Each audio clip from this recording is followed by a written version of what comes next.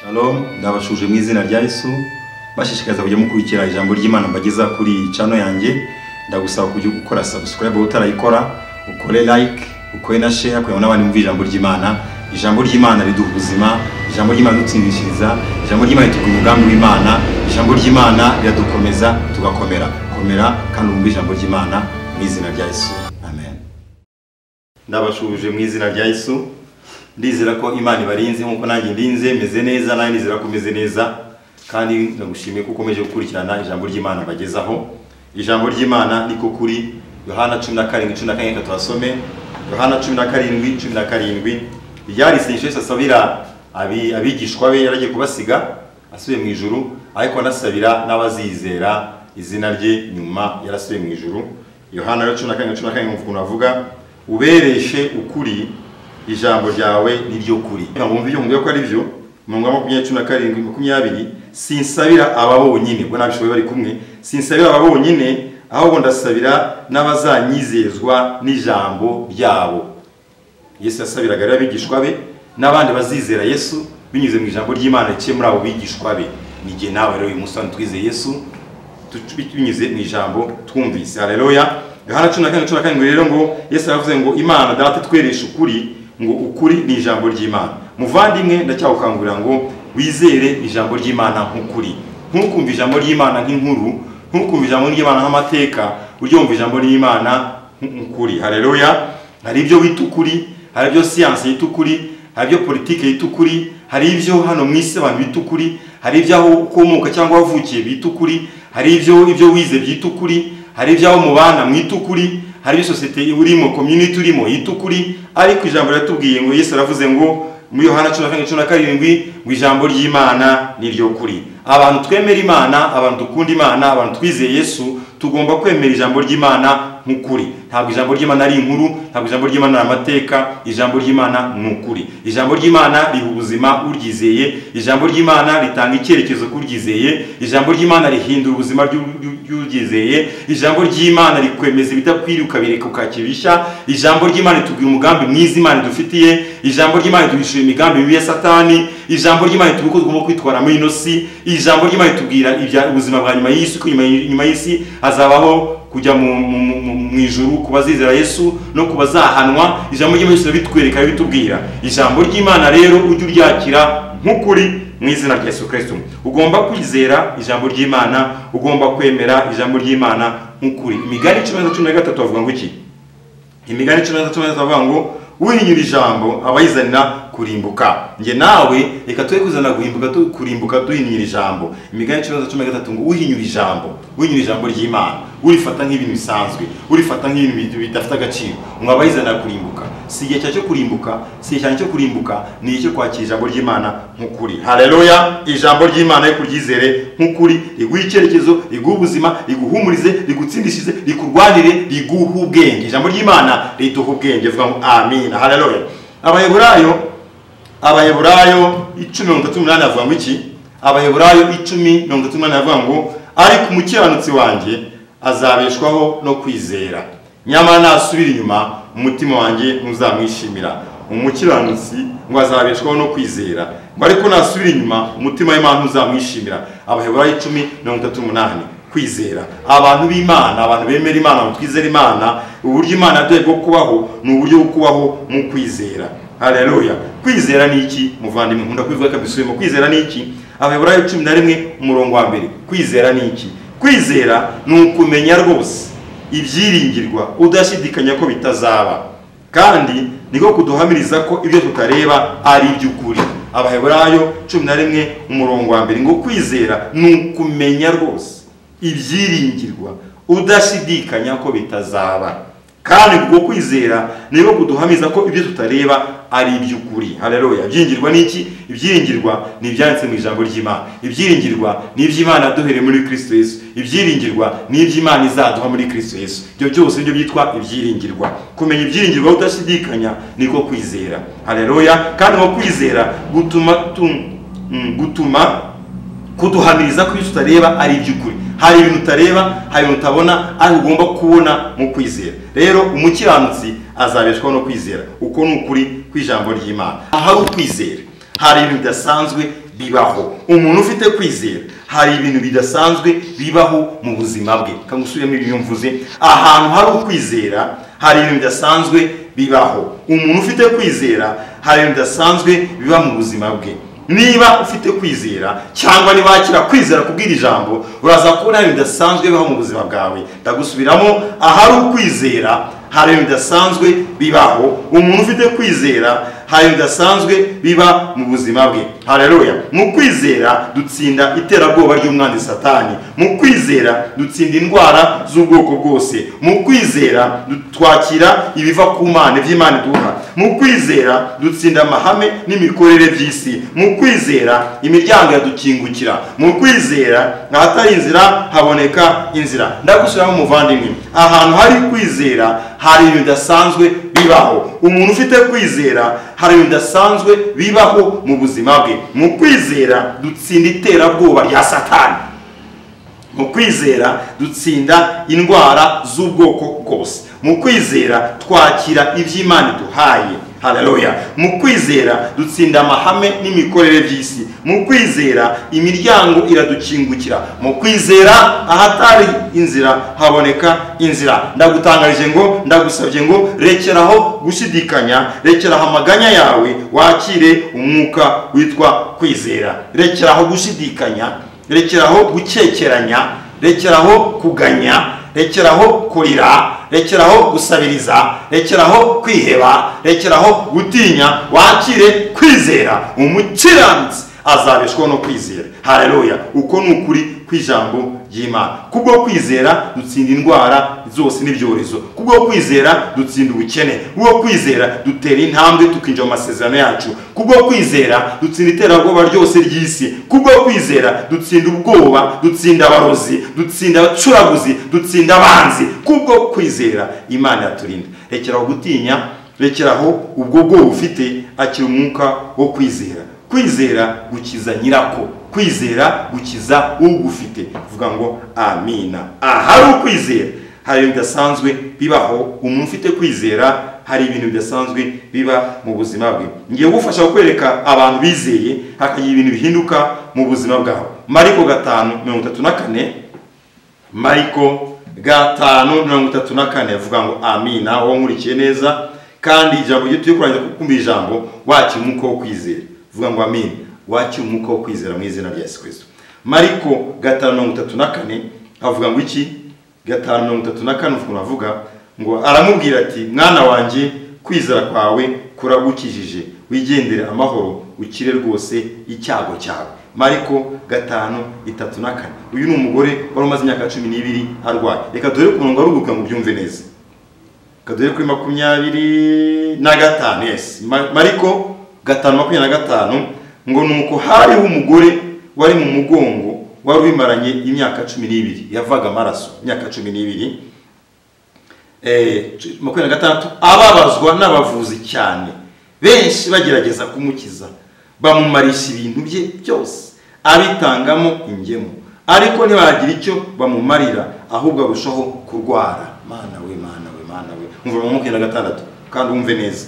Ngo ababazwa n'abavuzi cyane, benshi bagerageza kumukiza, bamumarisha ibintu bye byose, abitangamo ingemu, ariko ntibagira icyo bamumarira, ahubwo arushaho kuremba, kurwara. 27 yumvise ibya Yesu, araza aca mu bantu, amuturuka inyuma, akora ku mwenda we. Vuga ngo amina. Ngo kuko yari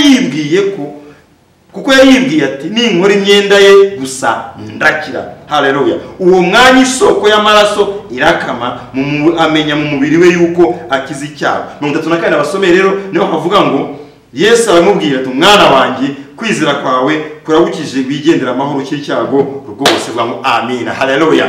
Yari umugore ufite umaze imyaka 12 ava amaraso, ngo yarivuje ahantu hose byarananiranye, abavuzi ntako batagize, ngo ahubwo ibintu bye birashira, abitangamo ingemu, abitangamo amafaranga. Ajya amavuzi bakizungu bipfa, ajya amavuzi basanzwe atanga amafaranga, atanga amatungo, yagurisha ibintu, ngo aragenda arakena, ibintu bye birashira. ngo gukira akarushaho kurwara, ngo ariko umunsi umwe aza kumva ahantu bavuga ko Yesu akora ibitangaza. Uwo munsi aza kumva ijambo ry'Imana nk'uko urimo kunyumva muvandimwe, aza kumva inkuru za Yesu, aza kumva ijambo ry'Imana. Muri we yumvise izo nkuru za Yesu byo akora by'ibitangaza, yikurya amazina ya 12 ababara n'abavuza avuzwa n'amafaranga yatakubusa adakira, ababa barushaho kuremba, amenya ngo icyo gukira kirakize. Ndagutangaje mu izina rya Yesu Kristo, wowe urimo kunyumva, igihe cyo gutabarwa kwawe kirageze. Niyo mpamvu Imana ikuzana ijambo bita kwizera. Haleluya. Yumvise inkuru za Yesu, ngo anyura mu bantu amukoraho, ngo muri we yibwiye ko namukoraho ari bukire, ngo ako kanya kimukoraho isoko y'amaraso irakaraka. Ibyananiye abaganga cyo gihe, ibyananiye abavuzi ko bibivuze, ibyananiye abavuzi akoze kuri Yesu arakira. None tunakane Yesu amenye ngo mwana wanjye, kwizera kwawe kuragukijije. Uwo mugore yakijijwe no kwizera. Si Yesu wamuramitse ikiganza, we yakoze kuri Yesu. Kwizera, haleluya. Kwizera gutuma dutsinda indwara zose.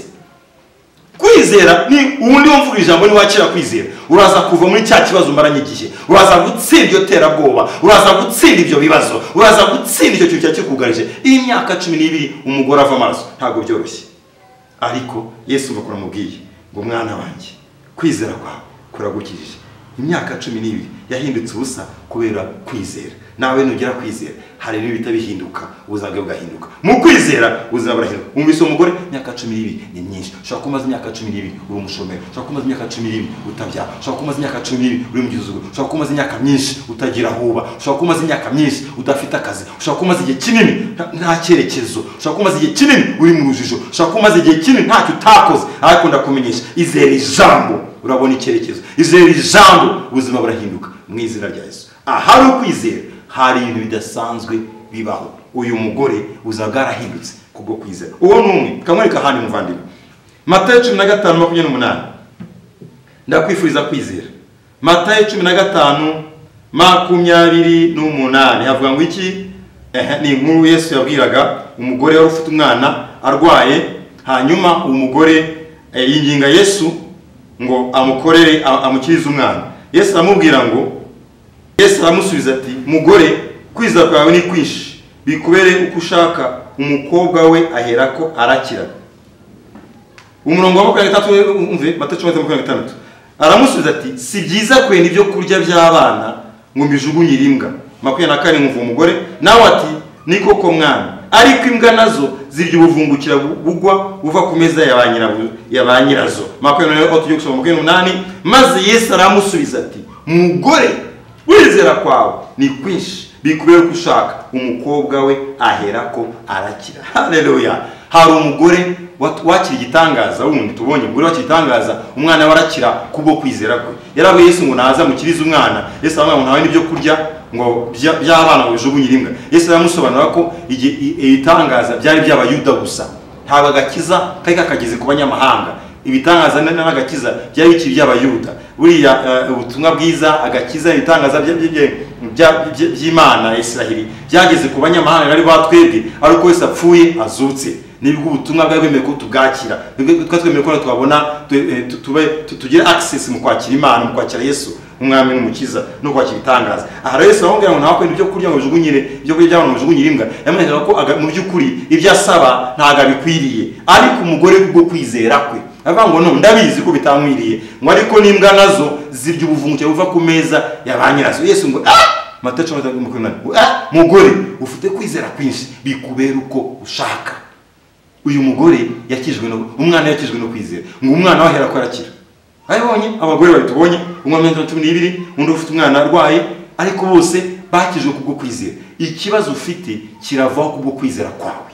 Kwizera gukiza nyirako. Ahari ukwizera hari bidasanzwe. Vuga ngo amina.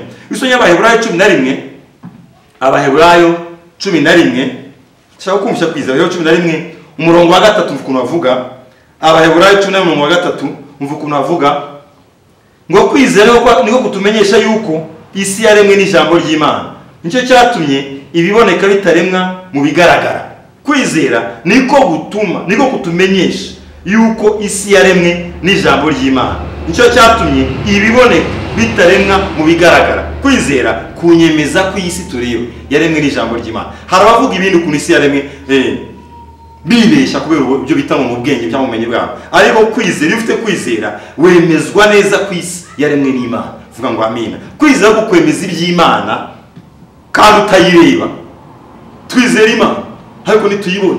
Kwizera gutwemeza kwizera Imana no kuyemera, kwiriho, kwitubabarira, kwitugirira neza, uko no kwizera. Kwizera rero kutwemeza ibitagaragara ko biriho. Haleluya. Kwizera, haleluya, kwizera gutuma twemera ko isi yaremwe n'Imana rimwe n'ijambo ryayo, kandi Imana yirema ntitwari duhari. Abayobora 11:4 vuba vange kwereka no kwizera vuba Abayobora 4 kwizera kwatumye Abeli aha Imana igitambo kiruta icya Kayini kuba cyiza, naho kwamuhaye guhamya ko ari umukiranutsi ubwo Imana yahamyaga ko amaturo ye ari meza, kandi ko kwatumye nanone akivugwa nubwo yapfuye. Kwizera abahungu babiri Abeli na Kayini bagiye gutura Imana. Kayini atura injonjori, injonjori, naho Abeli atura umwana w'intama utagira inenge. Ngo kwizera rero kwa Kayini, kwa Abeli no kwatumye atura ituro ryiza kuruta Kayini. Tenga amatwi muvandimwe, kwizera gutuma utanga ibishyitse mu gihe abandi badatanga ibishyitse. Kwizera gutuma wumva ko gutanga bihesha umugisha. Kwizera gutuma abandi Imana yakuremeye ku muyoboro uha abandi, ntabwo uri kwakira gusa, uri wo kurekura. Uyu ufite kwizera rero kukwemeza gutanga ibintu bisobanutse. Vuga ngo amina. Abayobora 5:15 aravuga ngo kwizera niho kwatumye Henoki yimurwa mu ijuru, yimurirwa mu ijuru agenda atapfuye. Kwizera kwa Henoki kwatumye Imana imureba ibona atunganye, Imana imwimurira mu ijuru. Ndatangaje ngo kwizera kwatuma Imana ikwimura igakura muri iyo mibereho urimo. Nakuretse abagore babiri, nkweretse Kayini, nkweretse ubw'isi yaremwe. Ndakweza ngo kwizera rero kwatumye Henoki yimurirwa mu ijuru agenda atapfuye. Kwizera kwawe kwatuma Imana yikwimura muri iyo mibereho ukagira mu mibereho mishya mu hanya bushya. Vuga ngo amina. Haleluya. Iyo ahantu hari ukwizera hari ibintu bidasanzwe bibaho. Umuntu ufite kwizera hari ibintu bidasanzwe biba mu buzima bwe. Tubonye abagore, tubonye na Henoki, twabonye na Abeli. Vuga ngo amina. Abayobora 11:7 havuga ngo iki? Kwizera no kwatumye Nowa atinya Imana amaze kuburirwa nayo kwibitaraboneka, akabaza inkuge zo gukiza abo mu nzu ye. Ariyo yakishije iteka y'abari mu isi, aragwa gukiranuka kuzanwa no kwizera. Kwizera kwatumye Nowa yumvira Imana. Imana ngo azaba umwuzure, yatarabona umwuzure. Ariko kwizera kwatumye iby'Imana imubwiye abyemera. Hari igihe Imana ivugana nawe ntubyemere kuko nta kwizera ufite. Ariko kwizera gutuma wemera iby'Imana udashyizemo logike. Ngamubwira iki? Kwizera ntigukorana na logike. Iyo uri umuntu uzi amalogike menshi, byo kwizera Imana birakunanira. Kwizera gutandukanye na logike. Kwizera gutsinda logike. Nowa kubera kwizera nta logike nyinshi yashyizemo ngo isi umwuzure n'iki biza yemeye kubazi gukora icyo Imana imubwiye. Niwizeye uzajya ukora icyo Imana ikubwiye udashyizemo za logike zawe. Niwizeye uzajya wumvira Imana aho abandi batayumviye. Vuge ngo amina. Abaheburayo 11:11 kwizera niko kwatumye Sara abashishwa gusama inda nubwo yaracuze, kuko yatekereje ko yasezanije ariyo kwizerwa. Sara yabenshi muramuzi, yabyaye afite imyaka 90. Nta muntu ubyara afite imyaka 90. Ntibibaho, sayansi n'ibyemera. Wajya mu barozi, wajya mu mfumbikanga. Ariko kwizera kwatumye Sara yemera ko anytime azasama akabyara. Mu myaka 90 Sara yarasamye arabyara, abyara umuhungu mwiza bita Isaka. Kwizera kutubashisha gukora ibyo sayansi itemera gukora. Kwizera kutubashisha kwakira iby'Imana itubwira. Kwizera kutubashisha kwihangana. Yes. Kwizera kubashisha nyirako kwihangana. Kwizera gushobora gutuma ubyara abaganga bavuze kutazabyara. Kwizera gushobora gutuma ubona akazi ahantu wowe ubona gutabona akazi. Kwizera gushobora gutuma utura ahantu abantu babona gutahatura. Kwizera gushobora gutuma wakira ikintu bene wanyu batakiriye. Kwizera kwatumye kwabashishije Sara kubyara. Amina. Akuze, yaracuze. Kwizera kubashishe kugira ibyo ugera mu izina rya Yesu. Ndacyagusubiramo. Kwizera, ahari ukwizera hari ibintu bidasanzwe bibaho. Wabyumvise ko Sara umufite kwizera hari ibintu bidasanzwe biba mu buzima bwe. Akira kwizera hagenda bihinduka mu buzima bwawe mu izina ry'umucunguzi wacu Yesu. Vuga ngo amina. Haleluya. Haleluya, haleluya. Kwizera, haleluya, gutuma ubuzima bwacu buhinduka nubwo twabonaga abantu basa n'abashyizeho akadomo. Sara we bashyizeho akadomo ko atazabyara kubera igihe yaramaze atabyara. Ndagutangaje mu izina rya Yesu Kristo, izere ijambo ry'Imana ukuri, ubukiranutsi buzabeshwa no kwizera. Abayobora 10:38, umukiranutsi, umuntu wemera Imana abeshwa no kwizera. Mu kwizera turatsinda. Yesu yaravuze muri Mariko 11:22 ngo mwizere Imana. Mariko 11:22 ngo mwizere Imana. Mariko 11:22 ngo mwizere Imana. Yohana 10:40 Yesu avuga ngo iki? Ngo ni wizera urabona ubwiza bw'Imana. Haleluya. Kwizera ni igikorwa ukora wishingikirije ku Mana gusa. Kwizera ni igikorwa ukora, ni step, ni intambwe utera, ni igikorwa ukora wishingikirije ku Mana gusa. Kwizera ntabwo ari theory, kwizera ni pratique, ni igikorwa ukora wishingikirije ku Mana gusa. Kwizera gutuma ugendana n'ijuru kandi uri mu isi. Kwizera gutuma tugendana n'ijuru kandi turi mu isi. Kwizera gutuma ubuzima bwacu buhinduka kandi ntacyo gifatika kigaragara. Kwizera, haleluya, gutuma abantu batsinda ibigeragezo bikomeye. Kwizera gutuma dutsinda za karande ziwacu. Kwizera gutuma duhindurirwa amateka. Kwizera gutuma twinjira mu masezerano. Kwizera gutuma tuba ab'Imana ishaka ko tubabo. Kwizera gutuma dutsinda indwara. Kwizera gutuma dutsinda ibico by'abanzi. Kwizera gutuma dutsinda imanza z'isi. Kwizera gutuma dutsinda ibyaha. Kwizera gutuma dutsinda ingeso za karande zatufatse. Kwizera ni ikinyuranyo cya logike. Kwizera gutsinda ubwoba kugatsinda logike. Ndagusabye emera ukuri kw'ijambo ry'Imana. Ijambo ry'Imana niko kuri. Gendera mu kuri kw'ijambo ry'Imana. Izere ibyanditswe byera, izere ijambo wumvise, nawe wabyara, nawe ubuzima bwahinduka, nawe watsinda, nawe wasubizwa, nawe wakira, nawe wahindurirwa amateka. Kwizera kurashoboye, kwizera ntikujya kunanirwa, kwizera kudasanzwe kukuzana imibereho idasanzwe. Ahari ukwizera hari bidasanzwe bibaho. Umuntu ufite kwizera hari bidasanzwe biba mu buzima bwe. Mwakire kwizera, mugendere kwizera, biraza guhinduka. Rekera gushidikanya, rekera gukekeranya, rekera gutinya mu izina rya Yesu Kristo. Kubwo kwizera byose biracyashoboka. Amina. Ushimiye umaze gukurikira ijambo ry'Imana. Niba utarakora subscribe kuyikore, hanyuma ukore share n'abantu bafashwe ijambo ry'Imana wumvise, kandi ukore like ndetse na comment yawe twayakira. Imana iguhe umugisha.